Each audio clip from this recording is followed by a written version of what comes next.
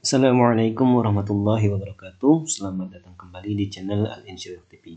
Baik teman-teman semuanya, insya Allah kita akan lanjutkan pembelajaran bahasa Arab mengenai i'rab. Dan kita akan coba meng-i'rab. Yang pertama adalah untuk bagian mansubun. Pada video sebelumnya kita sudah tahu bahwa untuk mansub, keadaan mansub itu diperuntukkan untuk isim dan fi'il. Nah, salah satu tanda mansub yang pertama adalah al-kasroh. Kemudian yang kedua itu al-alif, yang ketiga itu al-fathah, dan yang keempat al-ya, dan yang terakhir itu adalah hadzfun nun.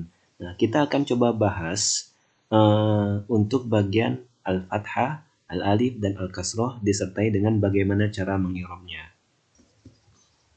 Baik, bagian pertama yaitu al-fathah. Nah, alamat irob atau tanda irob yang pertama untuk mansub itu al-fathah. Nah, al-fathah di sini ini diperuntukkan khusus untuk al-ismul mufrad. Jadi, kata benda atau kata dalam bahasa Arab yang menunjukkan makna tunggal. Nah, kita lihat, saya ambil contoh di sini al-taliba atau taliban. Nah, untuk al-taliba ini bermakna ma'rifah, artinya orangnya diketahui. Taliban ini bermakna nakirah, itu umum. Jadi kalau kita bilang al-taliba berarti kita tahu talibnya itu kita sudah mengetahui keadaannya. Kalau taliban itu talibnya umum. Al-taliba sendiri itu bermakna siswa. Baik, kita lihat bagaimana cara mengi'rabnya. Nah, sebelum kita mengetahui bagaimana cara mengi'rabnya, ini ada rumusnya. Rumus untuk memudahkan belajar i'rab. Nah, sekali lagi di sini ini tingkat dasar, sehingga kedudukan di sini kita akan berfokus kepada isim atau fi'il atau huruf. Tapi karena kita fokusnya di sini mansub, berarti dia isim atau fi'il. Jadi kedudukan di sini belum masuk ke dalam kategori kalau dalam bahasa Indonesia itu misalkan apakah dia subjek ataukah dia objek ataupun dia yang lainnya. Jadi sementara ini masih kita bertahap di bagian menentukan isim atau fi'il. Jadi kedudukan di sini menentukan isim atau fi'il.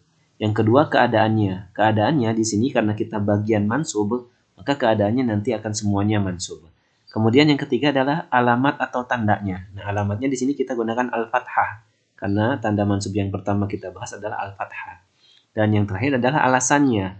Nah, alasannya itu berarti al-ismul mufrad. Baik, kita dapat atau punya kata al-taliba atau taliban. Kita lihat cara mengirobnya. Yang pertama adalah kedudukannya. Nah, kedudukannya saya berikan warna merah.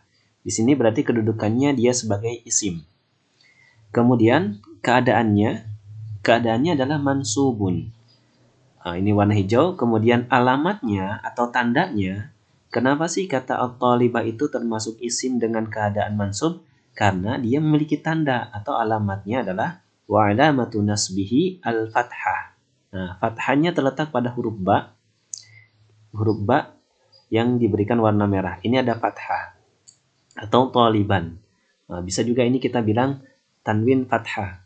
Nah, kemudian selanjutnya kita lihat alasannya apa? Li'annahu ismul mufrad. Nah, jadi kita sekali lagi kedudukan di sini ini menentukan isim atau fi'il saja. Belum sampai ke tahap subjek atau objek ataupun sejenisnya. Jadi al-taliba, kenapa kata al-taliba diberikan harokat fathah atau dibaca fathah pada huruf ba-nya? Karena dia kedudukannya sebagai isim, keadaannya dia mansubun, alamatnya atau alamat mansubnya atau alamat nasbihi al-fathah, yaitu pada huruf ba. Kenapa demikian? Li'annahu ismu mufrad. Karena al-taliba termasuk kategori isim mufrad.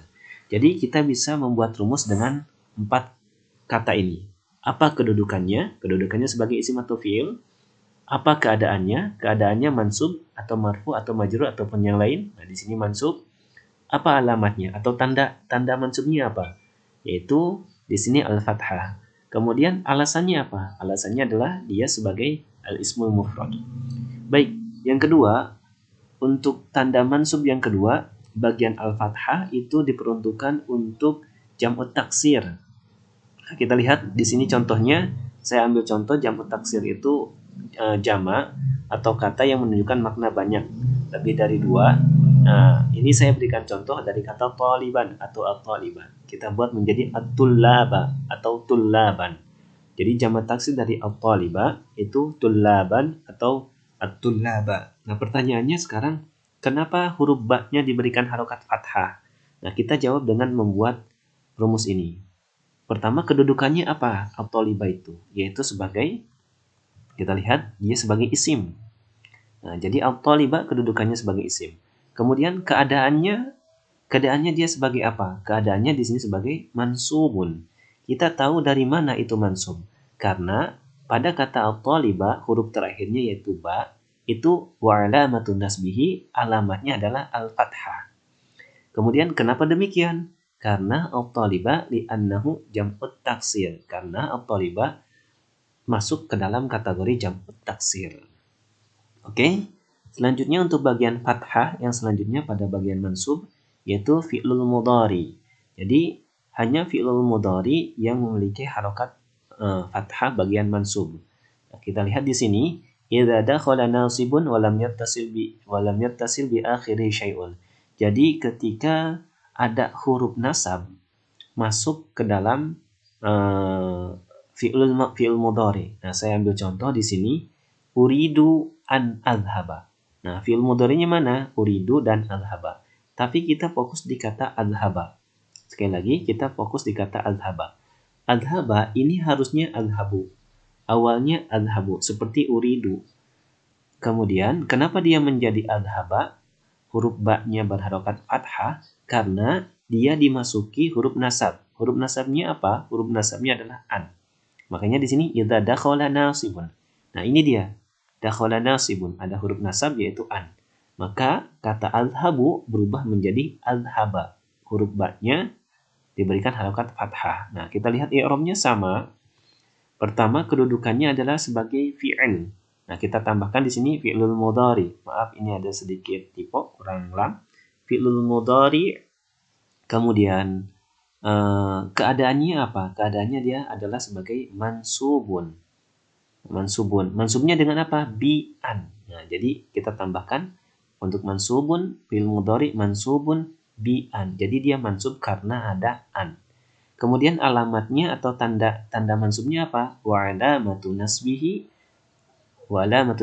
al-fathata. Al-fathah. Nah, dari mana kita tahu? Dari huruf ba pada kata al-haba. Ini diberikan harokat fathah. Kenapa demikian? Atau alasannya apa? Li'annahu lam yattasil bi akhirihi syai'un. Karena kata adhaba itu tidak bersambung dengan apapun di bagian akhirnya. Jadi kan awalnya adhabu, dia berubah menjadi adhaba. Artinya dia tidak tersambung apapun. Atau bisa kita juga sebut dengan kata li'annahu fi'lul mudhari sahihul akhir. Karena kata adhaba itu termasuk fi'il mudhari yang sahih bagian akhirnya. Nah, itu untuk tanda mansub, keadaan mansub dalam i'rab khusus untuk fathah. Ada ismul mufrad, ada jamu taksir, dan ada fi'lul mudhari. Dan rumusnya adalah dengan menggunakan pertanyaan pertama kedudukannya, sementara ini berfokus pada isim atau fi'il. Kemudian apa keadaannya? Kemudian selanjutnya alamatnya atau tandanya apa? Kemudian kenapa demikian? Atau alasannya apa?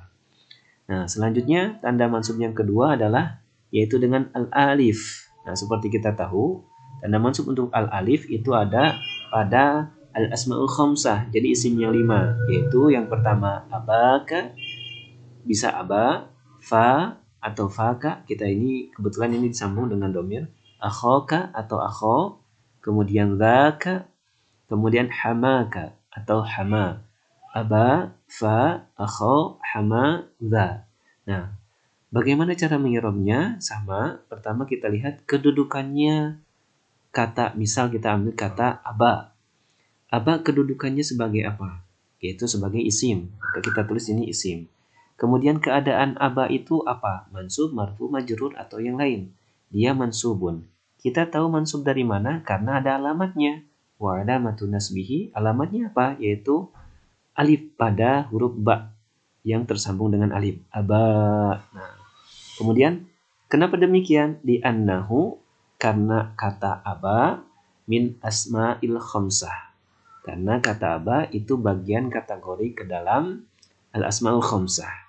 Nah, jadi aba, fa, akho, hama, dza itu merupakan isim mansub. Wa alamatun nasbihi al-alif li'annahu, karena mereka semuanya itu bagian dari minal asma'il khamsah.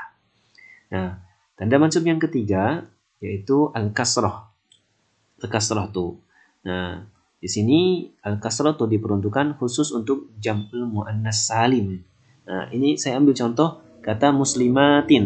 Nah, tanwin kasroh. Ini harusnya tanwin kasroh. Muslimatin. Nah, cara mengirupnya sama. Pertanyaan pertama adalah apa kedudukan kata muslimatin? Fi'il atau isim? Nah, kita lihat di sini. Dia isim. Kemudian keadaannya apa? Keadaannya dia sebagai mansubun. Kita tahu mansub dari mana? Karena ada alamatnya atau tandanya yaitu al-kasroh. Nah, kemudian yang terakhir alasannya apa? Di annahu jam'ul muannas salim. Nah, jadi sementara ini untuk kedudukan kita masih berfokus apakah dia termasuk isim atau fi'il. Nanti di video-video lanjutan kita akan coba buat kedudukan di sini bukan isim atau fi'il, tapi sebagai subjek, objek ataupun yang lainnya. Nah, pertanyaannya adalah kita tahu dari mana itu termasuk isim atau fi'il. Nah, pertama, kalau kita tahu maknanya atau artinya atau terjemahannya, kita bisa lihat dari terjemahannya. Isim itu merupakan kata benda atau nama orang atau juga nama tempat. Nah, itu semuanya berkaitan dengan isim. Kalau fi'il itu kata kerja. Nah, kalau kita tahu artinya itu bisa. Yang kedua, isim itu punya ciri-ciri tersendiri dan fi'il juga punya ciri-ciri tersendiri.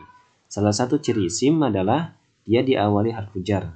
Kedua, dia beralif lam di awal. Ketiga, dia bertanwin di akhir. Kemudian bisa diawali oleh harfu nida. Nah, itu sudah dibahas di video sebelumnya.